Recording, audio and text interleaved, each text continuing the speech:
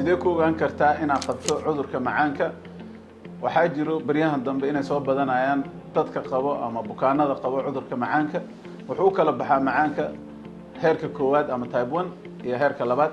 badanaa type 1ka waa cudur lagu dhasho ama macaanka lagu dhasho ee ilmaha ayagoo yar la arko. type 2gana dadka badanaa markay weynaadaan ama da'dooda ay marayaan mid age-ka badanaa la ogaadaa ama heerka dhexe. maanta waxaa idinla wadaagi doonaa 7 calaamadood ee lagu garan karo qofka inuu macaan qabo ama diabetes inuu qabo. waxaa ugu horeeyo kaadi fara badan qofka inuu isku arko, oon fara badan inuu isku arko, sidoo kale wuxuu isku arki karaa baahi fara badan.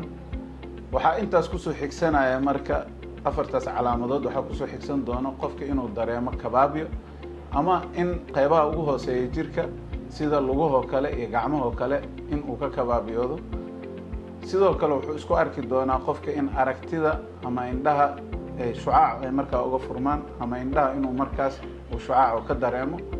wuxuu sidoo kale isku arki doonaa qofka daal fara badan uu maanta dhan uu dareemayo inuu jirkiisa daalan yahay. iyo qodobka ugu muhiimsan inuu qofka isku arko miisaankiisa sii dhacaya ama markaas in uu sameynayo miisaan asagoo ku talagelin inuu jirkiisa waayo, waliba uu dareemo miisaan fara badan inuu dhuminayo qofkii. haddii aad calaamadahan isku aragtid fadlan nagu soo booqo Horyaal Hospital. waa anigoo Dr. Axmed Yuusuf Maxamed oo ku takhasusay cudurrada guud iyo neef mareenka.